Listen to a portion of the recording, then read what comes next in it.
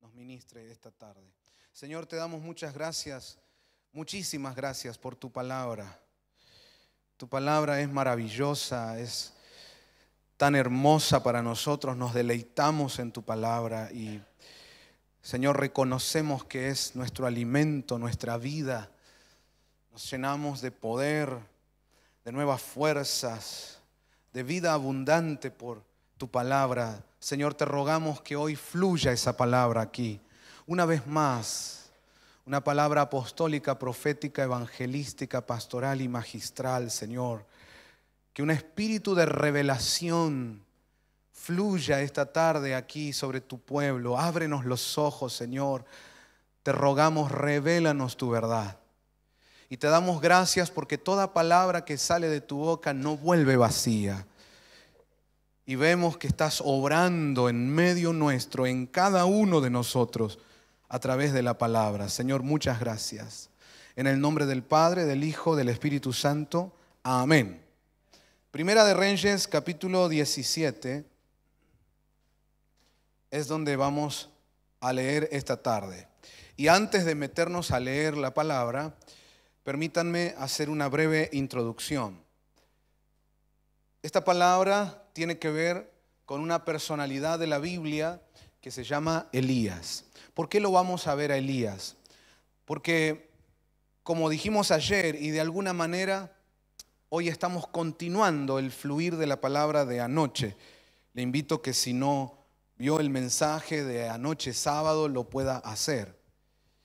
Y dijimos anoche que hay un valor tremendo y qué importante y qué maravilloso es cuando una iglesia es guiada por el Espíritu Santo. Una de las maneras en que el Espíritu de Dios guía a la iglesia es a través de la unción profética. Una unción que nos va, entre otras cosas, anticipando, mostrándonos las cosas antes que sucedan. Y es como que de ese modo la iglesia bajo unción profética está siempre 3 pasos adelante. Dentro del fluir profético está lo que conocemos bíblicamente como proclama. Ayer dijimos que una proclama profética no puede ser jamás el andar declarando una ocurrencia humana. No se trata de un eslogan o una frase que nos parece bonita y entonces la declaramos y le llamamos a eso proclama profética. No, de ninguna manera. Una proclama profética auténtica es algo que viene del cielo. Según la Biblia, lo único que nosotros debemos proclamar es su palabra. Pero si no viene de su palabra, entonces no es una proclama. Puede ser otra cosa, puede ser un buen deseo de uno, puede ser una opinión, un parecer que tiene uno, pero no le podemos dar el título de proclama profética. Ahora, entendiendo eso, nosotros sí abrazamos una proclama, comprendiendo que viene realmente de Dios y con esa unción profética que trae guía, dirección a la iglesia. En este caso, 2020, nosotros abrazamos la proclama de que es año de reconciliación. Diga conmigo, por favor, 2020, año de reconciliación. Entonces, parte de la explicación de esta directiva de Dios para llamar a este año, un tiempo especial de reconciliación, es justamente el pasaje aquel donde se habla de que antes que venga el gran día del Señor, Dios enviará a Elías y él hará volver el corazón de los padres a los hijos y el corazón de los hijos a los padres. De alguna manera eso tiene que ver con reconciliación. Y ese es uno de los varios pasajes que explican el porqué de esta proclama, esta directiva profética para nosotros. Quedándonos con eso, con lo de Elías, entonces entendemos que este año hay un mover de Dios, una operación de parte del Señor que está muy ligado a los días de Elías.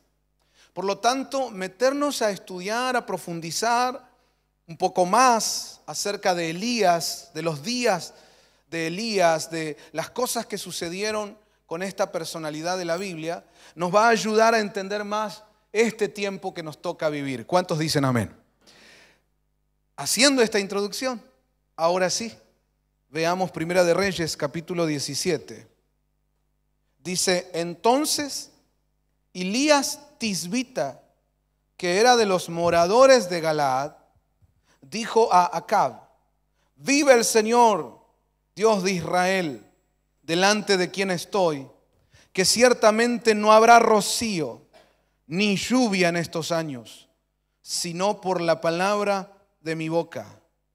Y esto es palabra del Señor.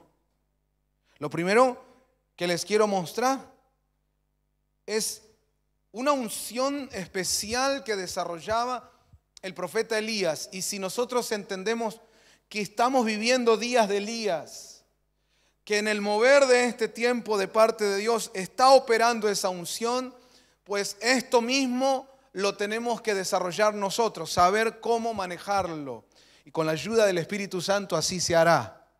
Aquí quiero que note una unción especial donde se le anuncia a la atmósfera acerca de qué va a suceder y qué no va a suceder, y que va a estar dependiendo de la boca del profeta. Mírelo otra vez a ese versículo. Dice, no habrá rocío ni lluvia en estos años, por la palabra de mi boca. En otras palabras, está diciendo, cuando yo lo vuelva a autorizar, con mi boca va entonces a volver a llover. Pero vengo de parte de Dios a traer esta señal, un tiempo de sequía, no habrá lluvia. Y acá hay dos cosas que están sucediendo. Por un lado, proféticamente está el anuncio de un llamado de atención, de una señal que se da para que todo el mundo abra los ojos, se dé cuenta que Dios no deja pasar las cosas, que Dios no está haciendo la vista gorda, que Dios está observando lo que pasaba en su pueblo. Y como consecuencia, por causa de los actos del pueblo de Dios que eran desagradables a los ojos del Señor, con esta unción profética trae esta señal: no va a llover acá. Este va a ser un tiempo de sequía. Entonces ahí vemos en primer lugar un anuncio profético, una advertencia, un llamado de atención. ¡Hey, pueblo de Dios! No se olviden que hay un Dios. Están tras dioses ajenos, ahí van tras los Baales. Y eso ha desagradado a Dios. Se les ha llamado a que vuelvan, a que se arrepientan. No han querido oír. Ok, ahora viene un movimiento de Dios para llamar la atención. En este caso, un tiempo de sequía. Aquí se está anunciando un movimiento de Dios que incluía una especie de escarmiento o de juicio, si se quiere. Pero lo otro que está pasando es que se está estableciendo una autoridad profética. No solo son las personas, en este caso incluso un rey, el que está escuchando una advertencia profética, sino que se le está anunciando a las potestades en los aires, se está avisándole a la atmósfera que aquí va a pasar algo y que no va a volver a llover sino hasta que mi boca, dijo Elías, hasta que mi boca lo autorice. A ese nivel, hermanos, es el poder que se mueve de parte de Dios en este tiempo. Y yo espero que te pongas a la altura de las circunstancias. Es decir, no es suficiente solamente saber lo que se está moviendo de parte de Dios, sino que tengo que, además de saberlo, correr al Espíritu Santo, venir a Él con todo mi corazón y decirle: ayúdame a estar a la altura de esta unción. Y como iglesia, entender que estamos llegando a un tiempo donde tendrá que haber señales contundentes, confrontación de poder, porque hay un descaro total. Mire, hermano, en ese tiempo, qué descarados, que el propio rey de Israel está permitiendo que toda la nación le dé la espalda a Dios, al Dios que creó ese pueblo, y vaya tras Baales. y que lo haga porque era un sometido a una mujer llamada Jezabel. Y dejar que ese matriarcado instale idolatría, instale paganismo, instale iniquidad en el mismísimo pueblo del Señor. ¡Qué descaro! Así sucede hoy día. Con total descaro en las naciones vienen a imponer la brujería, la hechicería, a establecer sus ideologías llenas de pecado, de iniquidad, burlándose de los diseños de Dios y con una total impunidad y una absoluta falta de respeto por el otro, aunque ellos hablan de la bandera del respeto, de la igualdad, son unos descarados que no les importa imponerse y pisar las cabezas que tengan que pisar y atropellar las creencias, la fe de otros. Yo no soy el que anda escuela por escuela queriendo imponer que le enseñen a todos los chicos la Biblia. Porque entendemos que el Evangelio no se impone, solo se expone y luego la gente decide. Pero ellos sí. Se quieren meter con los hijos de los demás, imponer sus leyes y no les importa si los padres están de acuerdo o no, y utilizar la herramienta violenta del Estado para imponer lo que a ellos se les canta, igualito que en el tiempo de Elías. Y vos te pensás que con ese descaro, con gente que tiene esa forma de pensar tan tirana, se va a poder sentar a charlar y vamos a debatir de manera justa. Hace poquito en la televisión llevaron a dos representantes del pensamiento pro vida o en contra de la legalización del aborto. Y después había 6 en ese debate que estaban a favor de la legalización del aborto, más los panelistas del programa que también estaban a favor, más el conductor que supuestamente tiene que ser el moderador, él también a favor, más los productores de ese programa, los dueños de ese canal y todos ellos títeres de poderes más altos que son los que marcan la agenda mundial y dicen esto es lo que hay que imponer y punto. Yo los respetaría más si le hablan a la cámara con sinceridad y dicen, mira, hay poderes mundiales que están instalando una agenda y esto es lo que hay que decir. Los respetaría más. Pero que vengan a querer decir, no, vamos a pluralizar las voces. Aquí escuchamos a todos, déjense de jorobar. Son unos descarados, desgraciados, mentirosos. Y supuestamente ahí están dándole espacio para que se dé lugar a todas las voces. Una mentira. Cuando los de Provida querían hablar, les saltaban a la yugular los otros 6, más los panelistas, más el conductor. Nunca los dejaban terminar una idea. Todo el tiempo era agraviarlos y descalificarlos. Y cuando termina el programa, que es una payasada, decir, bueno, aquí escuchamos todas las voces. ¿Usted se piensa que en un contexto así puede uno decir, vamos a tratar de sentarnos a charlar y a ver cómo hacemos esto? No, sería muy cándido de tu parte, muy ingenuo. Estos son tiempos de Elías. Estos son tiempos de Elías. Yo entiendo y respeto a aquellos hermanos nuestros que abrazan la fe cristiana y que intentan, ellos dicen, vamos a dialogar, vamos a buscar la forma, vamos a los programas de televisión a querer debatir. Los entiendo su carga, su preocupación y los bendigo y espero que les vaya bien, pero así como los respeto a ustedes, respeto también lo que Dios va mostrándome. Y déjenme decirles que lo que Dios me muestra es que no hay mucho que se pueda hacer por ese lado porque ya tienen todo cocinado los otros. ¿Oíste lo que dije? Ya lo tienen todo cocinado. Vos estás creyendo que vas a entrar a un partido a ver si metés un gol y ya está comprado el campeonato.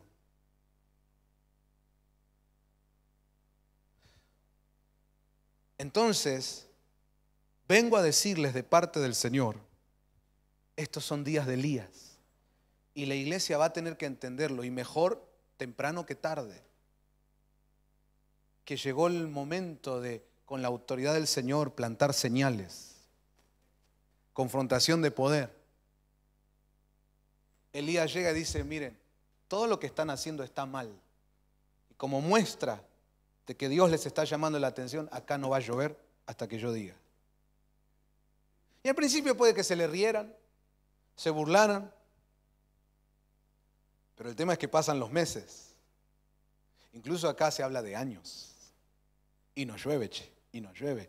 Y los arroyos se van secando, y los pozos se van secando. Y uno dice, parece que este Elías no es un loquito suelto. Acá hay una verdad de Dios que se está instalando. Cuando llega el tiempo de confrontación de poder, no hay otra que moverte en la unción del Espíritu Santo. Pero eso sí, la iglesia debe estar preparada para moverse en ese nivel. Pues no se trata aquí de que yo me hago el banana, de que activo poderes como si fuera, no sé, un Power Ranger. Y que a gusto y piacere tiro poderes para todos lados. No. Esto tiene que ser guiado por el Espíritu Santo de Dios. Incluso hay cosas que Dios ya estableció en su palabra que se van a dar. Hay cosas que el escenario que se está preparando para el anticristo van a realizar y Dios ya lo ha permitido que así suceda. Y no lo vamos a poder cambiar por más debates que querramos hacer. Con esto no estoy diciendo que no se debata, que no exprese su opinión, su parecer. Sigamos haciéndolo, está bien, hay todo derecho para hacerlo, pero creo que es hora de activar nuestra comprensión espiritual del asunto y no meramente natural o carnal. Creo que es hora de recordar aquel pasaje bíblico que dice que nuestra lucha no es contra carne ni sangre, sino contra principados, potestades, gobernadores y huestes de maldad en las regiones celestes. Elías lo tenía clarísimo a eso. Diga conmigo, son días de Elías. En este tiempo Dios está llamando a la iglesia a despertar a los días de Elías, a la unción de Elías y a correr a los pies del Señor, pedirle al Espíritu Santo, ayúdame a estar a la altura de este contexto, donde incluso por tu boca, por la autoridad que Dios te ha dado, iglesia, en tu boca. Hay un pasaje bíblico que dice que el poder de la vida y la muerte están en tu boca. Una iglesia que se está moviendo en un nivel de poder y unción donde con su boca establece algo, permite algo o lo deja de permitir. Como dijera Elías, acá no va a llover hasta que yo lo diga. Vamos, le invito, iglesia, a levantar sus manos delante de la presencia de Dios y diga conmigo, estoy entrando como iglesia de Cristo espiritualmente a un tiempo de poder, de unción, de moverme absolutamente bajo la guía del Espíritu Santo. Diga, prepárame, Señor, prepara la iglesia, prepara mi corazón, mi mente, mi psiquis, mi espíritu, incluso mi cuerpo, para este tiempo nuevo, donde la unción poderosa de Dios se va a manifestar. Mueva esos brazos y diga, señales, prodigios, milagros, lo sobrenatural de Dios, fluyendo a través de una iglesia ungida. Esos brazos se mueven y digan, hoy más que nunca buscamos a Dios, nos llenamos de Dios, del Espíritu de Dios y vamos a ver la gloria del Señor. Amén, amén, amén, aleluya. Sí, gloria a Dios. Días de Elías. El verso 2 sigue diciendo, y vino a Elías la palabra del Señor, diciendo, sal de aquí y dirígete hacia el oriente y escóndete junto al arroyo Querit, que está al oriente del Jordán. Y beberás del arroyo, y he ordenado a los cuervos que te sustenten allí. Él fue e hizo conforme a la palabra del Señor, pues fue y habitó junto al arroyo Querit, que está al oriente del Jordán. Y los cuervos le traían pan y carne por la mañana y pan y carne al atardecer, y vivía del arroyo. Hasta ahí leemos, palabra del Señor. En primer lugar, déjenme decirles que la iglesia tiene que prepararse para empezar a manifestar espiritualmente el poder de Dios.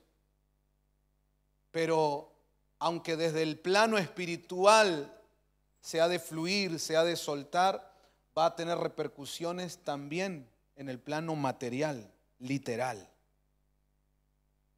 Cuando Elías dijo acá no va a llover, no es que solo se refería a una lluvia espiritual de bendiciones, no cayó una gota. Desde lo espiritual, la iglesia tiene que aprender a soltar aquello que Dios le guía a soltar con su boca y saber que va a tener repercusiones en nuestro ámbito, en nuestras ciudades, en nuestras naciones. Tienes que moverte con esa certeza y esa convicción. Fue por eso que nosotros nos movimos hasta Brasil, en una aventura, incluso creyéndole a Dios sin tener todas las condiciones y los recursos. Pero hay una convicción, una certeza de que vamos a plantar algo de Dios, espiritual. La bandera que fuimos a plantar allí no era una bandera literal, era una bandera espiritual, pero se empezaron a ver las repercusiones en lo material. Es decir, espiritualmente me muevo desde la esfera o desde el mundo invisible, porque el mundo invisible es el que determina lo que pasa luego en el mundo visible. Pero es ahí donde yo tengo que aprender a moverme y estar preparado para luego ver las repercusiones en lo visible. Eso solamente lo puede hacer una iglesia que se mueve en esta unción, la cual requiere, hermano, que usted esté caminando en fe, caminando en fe, caminando en fe, creyéndole a Dios todos los días. Vamos, levante su mano arriba, por favor, y diga, en medio de un tiempo donde la fe de muchos va menguando, yo quiero ser de ese remanente que crece en fe, que hoy más que nunca cree en Dios y le cree a Dios. Diga fuerte, y aunque todo el mundo le dé la espalda y ya no quiera creer, grite conmigo, yo creo, yo creo, yo creo. ¿Cuántos celebran eso esta tarde en el nombre del Señor? Yo creo con todo mi corazón. Aleluya.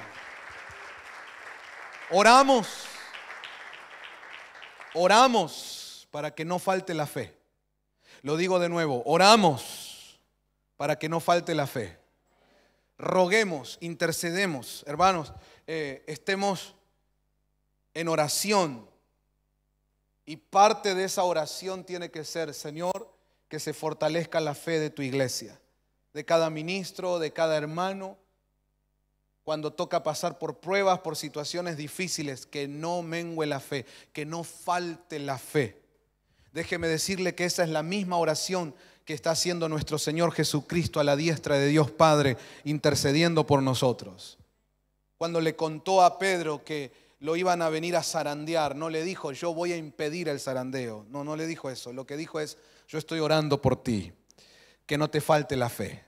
Y luego que hayas pasado la prueba, vas a ser usado para fortalecer a los demás hermanos. Hermano, en este tiempo tu fe va a crecer. Hay alguien importante que está orando por ti. Es el mismísimo Señor Jesucristo, tu Salvador y tu Rey bendito. ¿Cuántos dicen amén? En esa misma intercesión entremos todos, orando los unos por los otros. En esa oración nos bendecimos, oramos por aliento, oramos por sanidades, por milagros, pero no te olvides de orar esto. Señor, que no falte la fe en la iglesia, que no mengue la fe de mis hermanos. ¿Dice un fuerte amén a eso? Ok. Al soltar estas cosas de parte de Dios para llamar la atención a toda esta nación que se había paganizado e idolatrado, o mejor dicho, se había llenado de idolatría, se suelta un tiempo de sequía. Podríamos hablar de una especie de juicio o de escarmiento que tiene el fin de llamar la atención a los hijos de Dios, a los que tienen que arrepentirse y volver al Señor. En medio de ese tiempo, Dios resguarda a Elías. Quiero que tome esta palabra y que entiendas, estamos entrando en este tiempo final a días donde habrá confrontación de poder. Y no te sorprendas de ver escarmientos, juicios, cosas que se sueltan en diferentes lugares, pero al pueblo del Señor que camina bajo la unción de Elías, Dios le dará resguardo, Dios lo pondrá en refugio. Y en este caso claramente hay una figura preciosa, lo mandó al arroyo. Usted y yo sabemos que el Señor nos habla a través de su palabra de una fuente, de un manantial, de un arroyo de agua de vida, que es el Espíritu de Dios y que también es figura de la palabra, el agua de la palabra. En otras palabras, nos está hablando de que nuestro refugio hoy más que nunca será el Espíritu y la palabra. El Espíritu y la palabra. El Espíritu y la palabra. Quiero invitarte a levantar tus manos delante del Señor y declarar conmigo, hoy más que nunca, la iglesia debe llenarse del Espíritu Santo. Mueva esos brazos y diga, es tiempo de la llenura del Espíritu Santo y del fluir de palabra de Dios. Diga conmigo, verdadera palabra de Dios, genuina palabra de Dios. Diga conmigo, esa sana doctrina que viene del cielo para su iglesia. Grite conmigo, el Espíritu y la palabra son ese arroyo, ese manantial donde seré sustentado. Alguien grite amén. Alguien celébrelo esta tarde. Serás sustentado. Serás sustentado. Oye, serás sustentado. Más allá de lo que pase alrededor, iglesia, serás sustentada. Sigue aplaudiendo y celebrándole al Señor porque vas a ver la gloria de Dios. Caerán a tu lado 1000, 10,000 a tu diestra, mas a ti no llegará. Es el tiempo en que se verá los que viven bajo el abrigo del Altísimo, los que caminan bajo la cobertura del Omnipotente. Gloria a Dios. Levante sus manos, iglesia, diga, hay un arroyo, hay un manantial que Dios preparó para mí en este tiempo. Dice el salmista, Jehová es mi pastor, nada me faltará. En lugares de delicados pastos me hará descansar, junto a aguas de reposo, junto a ese arroyo precioso, bendito. El Señor te pastoreará. Recíbelo para ti y para tu casa en el nombre del Señor. Ahora, aquí es interesante que habla de un arroyo llamado Kerit.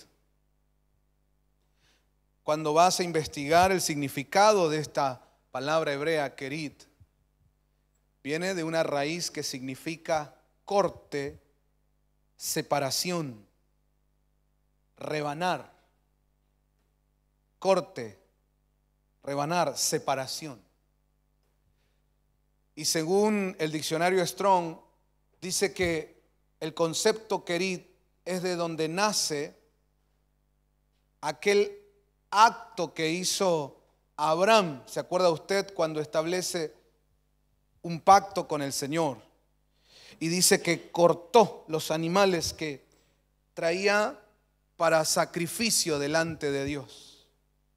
Cortó los pedazos y entonces pasó en medio de ellos. Eso es Kerit. Por eso Kerit también es una palabra que se usa para decir pactar. Sumando todo esto, hay un concepto que el Señor nos quiere trasladar hoy, y es que hay un pacto. Óigame, reconciliación. Hay un pacto que Dios quiere hacer con su iglesia, pero que requiere corte, separación. Nosotros como cristianos, cuando vamos a estudiar las Escrituras, entendemos el concepto de corte, separación. Pues tiene que ver con todo aquello que yo debo cortar en mí y que está relacionado con la carne, con el pecado, con el mundo, con cosas que vienen de las tinieblas. Pero también separación es un concepto que manejamos los cristianos cuando estudiamos acerca de la santidad. Porque santidad es separarme para Dios. Santidad tiene que ver con que yo no voy a estar metido en lo que están metidos todo el mundo. No estoy en ese mismo barro con todos los demás, sino que en mí se efectúa algo especial. A mí me separan para ser exclusivamente del Señor. En otras palabras, esto tiene que ver con consagración. Vamos, diga conmigo, en Querit hay corte, hay separación. Diga conmigo, es el tiempo de cortar con el pecado y ser separado del mundo para consagrarme al Señor. Solamente ahí estará tu sustento. Pero si no estás dispuesto a dar ese corte y a separarte totalmente del mundo, que esa carne sea cortada y poder entonces tener este pacto con Dios, este compromiso de que voy a ser exclusivamente tuyo. Si no estás dispuesto a eso, no estás en el arroyo, no habrá sustento. Vas a estar igual que el resto, sufriendo las consecuencias del juicio, del escarmiento, de la sequía. Pero déjame decirte que en Querit hay sustento sobrenatural. En este arroyo Dios vendrá a la mañana, a la tarde. Él vendrá a cada momento de tu vida trayéndote el pan que necesitas, el agua que necesitas. Eso implica lo espiritual, pero también implica lo material. Jehová es mi pastor, nada me faltará, y junto al arroyo me pastoreará. ¿Cuántos quieren vivir esa experiencia gloriosa? Levante su mano delante del Señor y diga: esta tarde, Señor, estoy dispuesto a ir al arroyo de Querit. Diga conmigo: estoy dispuesto a ese corte, esa separación, y volver a reconciliarme contigo, a ese pacto que tú y yo tenemos. Tenga esa mano en alto y tómese un minuto. Incluso los que nos reciben por la transmisión, tómate un momentito, como se lo tomó Abraham ese día que realizó ese Querit, corte de las carnes de los animales ofrecida en sacrificio, para que pueda pasar en medio de ellos y establecer un pacto con Dios.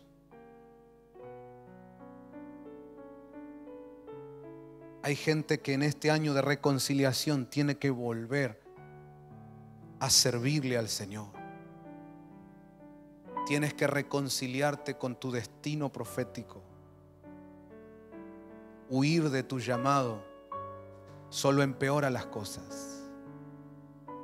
Le traes tormenta a todos los que van en el barco contigo. Es tiempo de volver al Señor con la decisión de cortar. Hay cosas que debo cortar, cosas de las que me debo separar, porque Dios te quiere exclusivo para Él. Ese es tu Querit. Ese es tu arroyo que Dios preparó para que en este tiempo final de cimbronazos, de sequías, de sacudimientos, tú estés refugiado y sustentado. En el nombre de Jesús. Dice este pasaje: los cuervos le traían pan y carne por la mañana y pan y carne al atardecer, y bebía del arroyo. En el verso anterior, en el 5, al finalizar, dice: habitó en ese lugar donde estaba el sustento cada día. En ese lugar donde bebía del arroyo, dice que ahí habitó. Vamos, reciba esta palabra. Muchos cristianos en los últimos años hemos hecho visitas a ese arroyo. De tanto en tanto nos hemos acercado en un culto especial, en un campamento, en un retiro. Como quien se toma unos días para ir con la familia al lado del río, al lado del arroyo, y es solo un paseo, es un momento, pero luego vuelve a su casa, a su realidad, a lo mismo de siempre. Más, aquí lo que dice es que tuvo que haber una mudanza. En días de Elías, iglesia, Dios te está diciendo, tiene que haber una mudanza. Vas a tener que ir a habitar, a vivir al arroyo. Y dice que este arroyo de Querit estaba al lado, frente al Jordán. Es decir, es una preparación para otro de los lugares por donde tendrá que pasar el movimiento Elías. Cuando estudias a Elías vas a darte cuenta que hay al menos 7 lugares fundamentales por donde tuvo que pasar el desarrollo de su vida y su ministerio. El Jordán significa el que desciende, está ligado a humillación. Por lo tanto, la iglesia que hoy más que nunca se tiene que parecer a Cristo, ser igualita a Cristo. Y recuerde que Cristo dijo, aprended de mí que soy manso y humilde. Acuérdese que cuando Filipenses habla de Cristo, dice que Él se humilló hasta lo más bajo. El ejemplo de humildad más grande que existe nos lo da únicamente nuestro Señor Jesucristo. Por lo tanto, este arroyo es el paso que me prepara para el Jordán, para llegar a ese nivel donde me humillo y me transformo en humilde y manso como mi Señor Jesucristo. Es decir, están preparando a la iglesia para el arrebatamiento. Acordate que Elías no termina en muerte. Elías termina en un arrebatamiento. Y así va a pasar contigo, iglesia. Pero te tienen que preparar. Hay gente que cuando hablamos de humildad, de mansedumbre, de tener el carácter de Cristo, escucha la palabra, dice amén, pero luego vuelve a su casa y su vida continúa como siempre, su carácter continúa como siempre. Bueno, déjeme decirle que tal vez el error es no pasar por este arroyo de Querit, que es necesario como previo para el Jordán.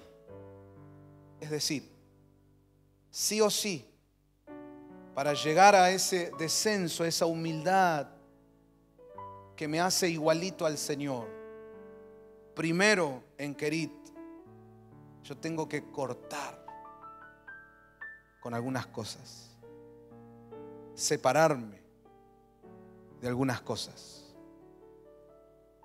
cosas que no agradan al Señor, que incluso Dios te las viene pidiendo hace tiempo. Puede tener que ver con situaciones, con lugares, con contextos, con personas. Pero es el momento, hermano. Y es tan tremendo como Dios prepara las cosas, que este Querit, corte, separación, hoy día, en este tiempo final, se transforma en tu única opción. Lo voy a decir de nuevo. Iglesia, que estás en los días de Elías, Querit es tu única opción. Solo ahí serás sustentado. Mientras todo alrededor solo tiene sequía y hambruna, solo allí está el poder sobrenatural de Dios trayéndote pan, alimento y sustento cada día. no te queda otra opción. Pero algunos son tan orgullosos que prefieren seguir en la sequía, en la hambruna, antes de venir a cortar con lo que tienen que cortar. Yo hoy quiero invitarte que si estás oyendo la voz del Señor, no endurezcas tu corazón.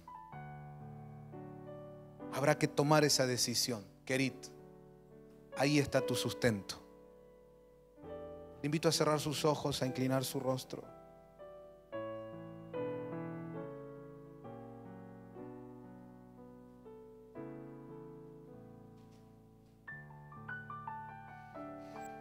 Aleluya.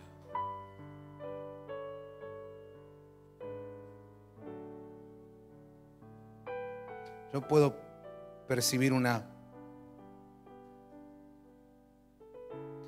hermosa presencia de Dios.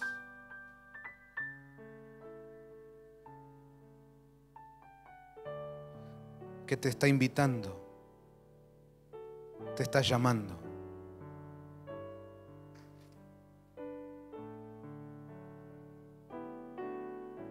Vení al arroyo. Vení al arroyo. Todo lo que quisiste hacer con tus fuerzas, encaprichado,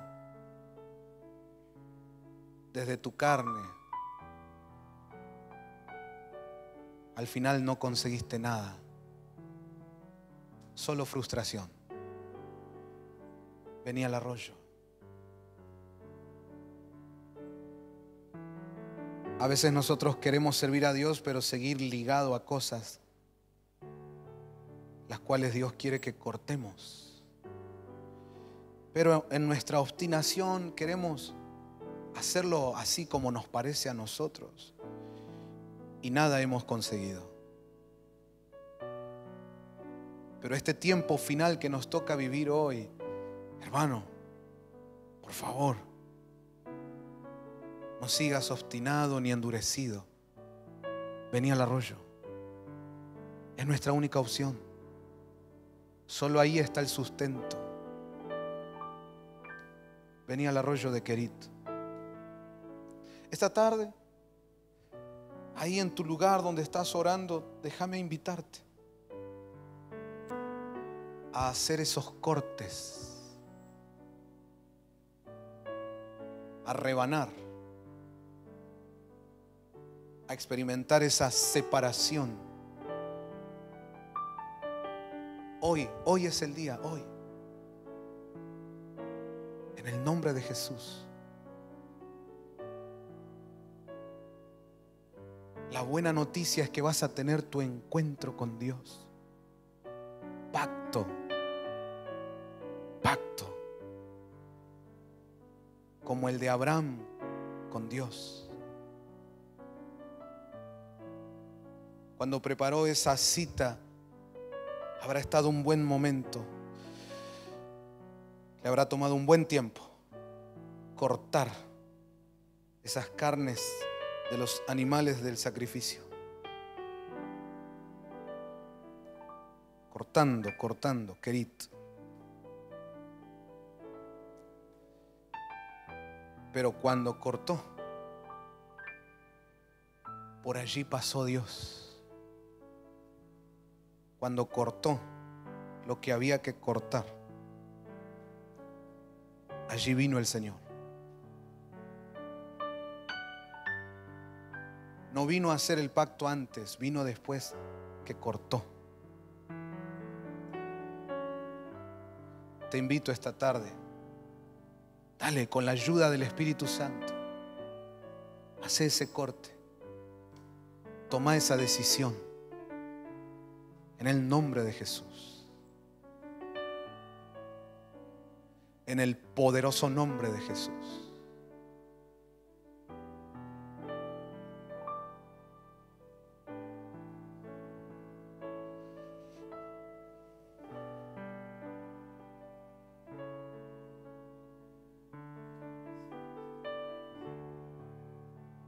Quiero adorar y contemplar tu santidad.